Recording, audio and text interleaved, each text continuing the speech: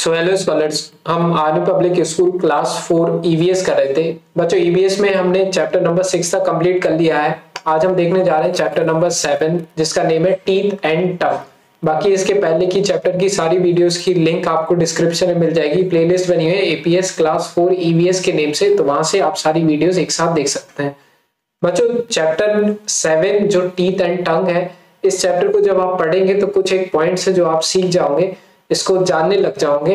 जैसे role of teeth and tongue, हमारी life में टीथ और टंग का रोल क्या है।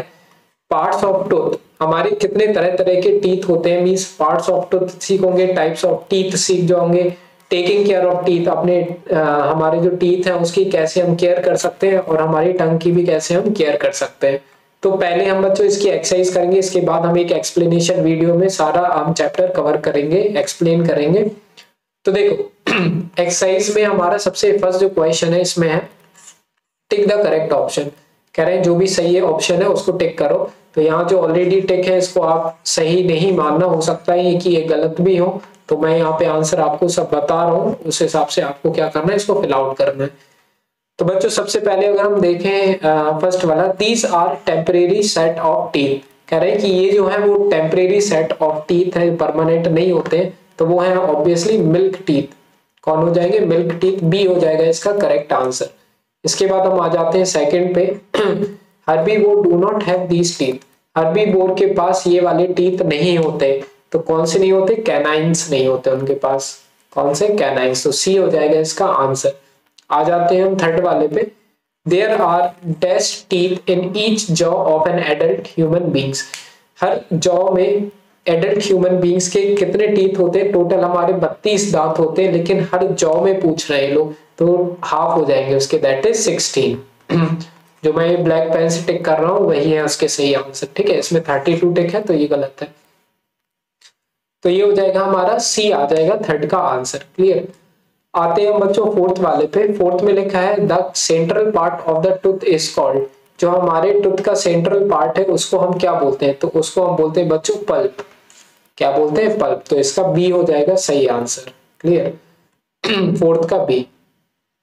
फिफ्थ पे आ जाओ, plague is a disease of. Plague जो रहती है वो डिसीज है हमारी किसकी? तो ऑब्वियसली वो गम्स की डिसीज है, तो इसका आंसर हो जाएगा ए। तो फिफ्थ का आंसर क्या है बच्चों?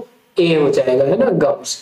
इसके बाद आ जाते हैं बच्चों सेकंड पे। सेकंड में हमें करना क्या है? सेकंड पार्ट में complete the given flow chart of for the following. इस फ्लो चार्ट को कंप्लीट करना है। तो इसमें है टाइप्स ऑफ टीथ। तो सबसे पहले इंसीसर्स सही है, कैनाइन्स जो यहाँ पे लिखा हुआ है वो सही है। अगर आपको नहीं आ रहा है समझ में तो मैं इसकी स्पेलिंग ले देता हूँ, CANINES। ठीक है। इसके बाद प्रीमोलर, PREMOLARS। क्लियर। इसके बाद मोलर, तो मोलर तो ऑलरेडी लिखा हुआ है। इंसीसर्स सही है, ये 4+4 ही होते हैं, 4+4। कैनाइन्स ऑलरेडी लिखा है, प्री मोलर्स भी 4+4 ही होते हैं। तो ये हो गई हमारी बच्चों टेबल भी कंप्लीट, है ना। इसके बाद देखते हैं अब हम थर्ड वाला। तो बच्चों थर्ड वाले में हमें करना क्या है? Give reason for the following. जो भी हमारे स्टेटमेंट्स लिखे हैं उसके हमें क्या देने हैं? रीजन देने हैं। तो इसके आंसर्स मैंने यहाँ पे लिख के रखे हुए हैं। ठीक है। तो सबसे पहले अगर हम देखें तो इसमें क्वेश्चन देखो, avoid eating too hot and spicy foods. तो हमें हॉट गर्म खाना और ज्यादा तीखा खाना अवॉइड करना चाहिए, खाना है ना, हमें वो खाना नहीं चाहिए ज्यादा। तो यही मैंने क्वेश्चन यहाँ पे लिखा हुआ है। इसका आंसर मैंने छोटे छोटे करने की कोशिश की ताकि आपको याद करने में इजी रहे।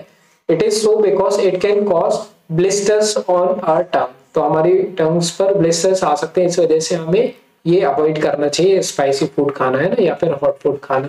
सेकंड जो है गिव रीजन वाला, use toothbrush with soft bristles.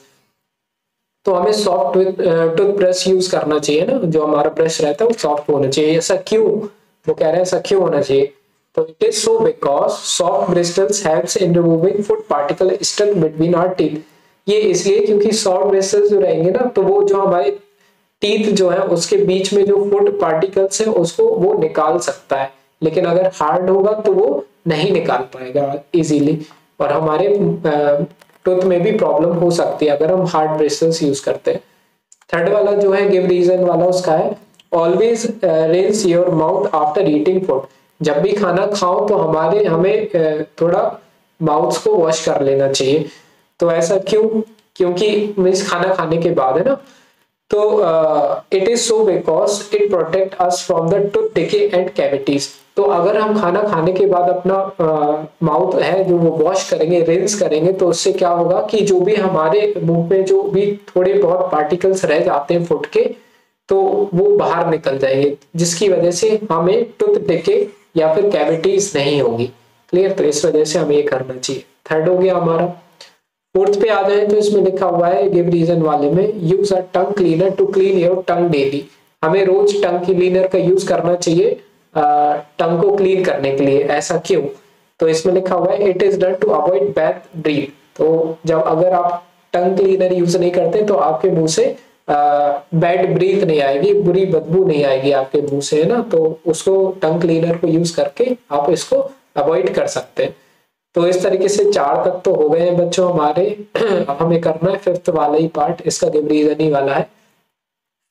तो फिफ्थ में देखो क्या लिखा है, some people have a lisp while speaking. कुछ पीपल ऐसे होते हैं जिनको लिस्प होता है जब वो बोल रहे होते हैं। तो लिस्प मीन्स थोड़ा सा तुतलाना टाइप का, वैसा, है ना। तो if your tongue touches our teeth when we say word with the s sound, we may have a lisp। देखो जब भी अपन कुछ बोल रहे होते हैं तो s वाले जो वर्ड होते हैं, अगर उनमें अगर आपकी टंग टीथ को टच करती है तो आपको लिस्प की प्रॉब्लम हो सकती है। The word do not sound clear in this problem. तो इस वजह से ऑब्वियसली आपका जो साउंड जो आप बोलना चाह रहे हैं वो क्लियरली सुनाई नहीं देगा सामने वाले इंसान के लिए। तो इस तरह से बच्चों 5 पार्ट ही थे इसमें, थर्ड वाले गिव रीजन में, तो ये आपने कंप्लीट कर लिए। तो हमारा फिफ्थ वाला पार्ट क्या हो चुका है, कंप्लीट। सॉरी, फिफ्थ नहीं हुआ है, अभी हमारा थर्ड वाला हुआ है जो कि गिव रीजन वाला था। अब हम इसके बाद आते हैं फोर्थ वाले पार्ट पे। थर्ड वाला कंप्लीट हो गया, अब हम फोर्थ पे आ जाते हैं। तो फोर्थ का मैंने यही आंसर लिख के रखे हुए। इसमें करना क्या है, describe the type of teeth the following animal है। किस तरीके के टीथ हैं इन एनिमल्स के पास, तो हमें वो बताना है। पहला है हॉर्स। हॉर्स के पास जो है वो स्ट्रॉन्ग फ्लैट फ्रंट टीथ होते हैं, है ना, वो तो वो खाने के लिए। सो सेकंड में लिखा है वेल डेवलप्ड मोलर टीथ, और बढ़िया अच्छे मोलर टीथ होते हैं इनके पास। Lion, well developed canine teeth. So canine teeth बढ़िया अच्छे डेवलप्ड कैनाइन टीथ होते हैं उनके। Strong molar and premolar, है ना, तो स्ट्रॉन्ग मोलर और प्री मोलर भी टीथ होते हैं इनके। Squirrel, pair of sharp front teeth. Squirrel को देखे ही होगा, आगे के 2 दांत रहते हैं उनके बढ़िया, तो पेयर शार्प टीथ होते हैं वो, है ना। उसकी वजह से वो क्या कर पाते हैं, ग्रैनलिंग teeth keep growing life throughout life. तो इनके जो दांत रहते हैं बच्चों वो बढ़ते ही रहते हैं, उनकी लाइफ जैसे जैसे बड़ी होती जाती है उनके लाइफ वो जो उनके टीथ रहते हैं वो भी बड़े होते रहते हैं उनकी लाइफ के साथ साथ। आ जाते हैं फिफ्थ वाले पे, answer the following question. Answer देना है इन क्वेश्चंस के। तो इसके आंसर्स मैंने नीचे लिख के रखे हैं। सबसे पहला है why do we need teeth. तो अगर मैं इसका देखूं तो अभी गिव रीजन वाला किया था, अभी ये देखो वही है, why do we need teeth. Clear? तो हमें दांत की जरूरत क्यों होती है, ये तो बच्चों कोई भी बता देगा इसका आंसर, है ना। तो इसका आंसर भी मैंने बहुत छोटा लिखा हुआ है यहाँ पे, we need teeth to chew our food properly before we swallow it. तो हमारी टीथ की जरूरत हमें खाना को अच्छे तरीके से छोटे छोटे पार्ट्स में डिवाइड करने की होती है, ताकि हम उसको क्या कर पाए, अच्छे से स्वेलो कर पाए, है ना। तो इस वजह से हमें टीथ की जरूरत होती है, और ये आप समझ भी सकते हो ना आप जब खाना खाते होंगे। तो सेकंड वाले में देखिए क्या करना है, व्हाट आर विजडम टीथ। तो विजडम टीथ क्या होते हैं ये बताना है हमारे लिए। तो 4 more teeth that grow between the age of 12 and 21 years are called wisdom teeth। तो जो हमारे 12 से लेकर के 21 ईयर के बीच में जो हमारे 4 और ज्यादा टीथ आ जाते हैं उसको हम विजडम टीथ बोलते हैं। थर्ड पे आ जाते हैं। थर्ड में बोला है कि what is the difference between the milk teeth and temporary teeth. Milk teeth और टेम्परेरी टीथ में हमारे डिफरेंस बताना है। हमारे सॉरी टेम्परेरी नहीं, परमानेंट होगा ये हमारा, है ना। तो मैं 1 मिनट क्वेश्चन देख लूं, तो यहाँ पे टेम्परेरी ही लिखा हुआ है, यहाँ पे परमानेंट होगा। तो बच्चों मिल्क टीथ और परमानेंट टीथ में क्या होगा हमारे लिए वो बताना है डिफरेंस। क्लियर? यहाँ आई थिंक यहाँ पे बुक में मिसप्रिंट है तो उसको सही करना। सबसे पहले और मेरे को कमेंट सेक्शन में बताना जो भी आपके टीचर्स जो भी बताएं इसका। तो मिल्क टीथ क्या होते हैं? Arises when a child is about 6 month old. Milk teeth जब बच्चा 6 महीने का होता है तब आते हैं। ये स्मॉल और वीक होते हैं, ये जो भी टीथ आते हैं मिल्क टीथ वाले, और इनके जो टोटल मिल्क टीथ होते हैं वो होते हैं 20। परमानेंट टीथ जो रहते हैं ये आते हैं बच्चा जब होता है 6 साल का, है ना। तो 6 साल से जब बड़ा होना स्टार्ट होता है बच्चा, तब ये परमानेंट टीथ आना उनके स्टार्ट हो जाते हैं। ये टीथ जो रहते हैं वो स्ट्रॉन्ग टीथ होते हैं, और टोटल 32 परमानेंट टीथ होते हैं हमारे। क्लियर? तो ये आप क्लियर कर लेना एक बार और मुझे कमेंट सेक्शन में बताना। क्वेश्चन नंबर 4 पे आ जाते हैं। क्वेश्चन नंबर 4 में बच्चों लिखा हुआ है what are the taste buds. Taste buds क्या होते हैं? How many types of taste buds do we have. तो टेस्ट बड्स क्या है और कितनी टेस्ट बड्स हमारे होती हैं वो हमें बताना है। तो taste buds are the tiny structure present on the upper surface of the mouth. जो हमारा माउथ होता है उसकी अपर सरफेस पर ये टेस्ट बम्स होती है। We have 4 types of taste buds. तो टोटल हमारे पास 4 तरह की टेस्ट बड्स होती हैं, जैसे स्वीट, सोर, है ना। स्वीट मतलब मीठा, सोर मतलब खट्टा वगैरह इस तरीके से, और सॉल्टी, बिटर। इन सारे टेस्ट को हम आइडेंटिफाई कर सकते हैं इन टेस्ट बड्स की हेल्प से। तो ये हो गया हमारा बच्चों 4th वाले का आंसर। अब लास्ट 5th वाला और करना है हमारे लिए। List 4 ways of taking care of our teeth. 4 तरीके बताने जिससे आप अपने टीथ की केयर कर सकते हो। सबसे पहला, brush your teeth twice a day. 2 बार हमें कम से कम ब्रश करना चाहिए दिन में। Second, rinse your mouth with water after every meal. जब भी खाना खा लो तो उसके बाद हमें अपना माउथ वॉश करना चाहिए। Clear? Use soft teeth brush. Soft teeth brush को यूज करना चाहिए हमारे लिए। Visit your dentist after every 6 month for regular dental checkup. हर 6 महीने बाद हमें क्या करना चाहिए? अपने डेंटिस्ट के पास जाना चाहिए रेगुलर चेकअप के लिए अपने टीथ के। तो ये 4 तरीके से अपने टूथ को आप क्या कर सकते हैं? हेल्दी, या फिर आप उनकी केयर कर सकते हैं। तो ये हो गया बच्चों हमारा 5th वाला भी पार्ट। तो इस तरह से बच्चों हो चुका है ये चैप्टर की एक्सरसाइज हमारी कंप्लीट, है ना। तो हमने ये भी कर लिया है क्वेश्चन आंसर्स अभी।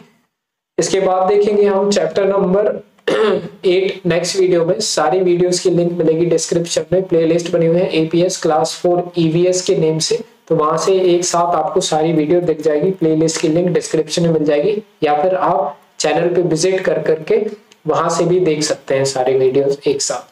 क्लियर? तो प्लेलिस्ट वाले सेक्शन में जाना, चेक करना है। बच्चों कुछ भी हेल्प मिली हो या फिर अच्छी लगी हो वीडियो, प्लीज लाइक करना, सब्सक्राइब जरूर करना चैनल को। कोई भी डाउट रहे तो कमेंट सेक्शन में पूछ सकते हैं। बाकी सपोर्ट की जरूरत है। मिलते हैं बच्चों नेक्स्ट वीडियो में।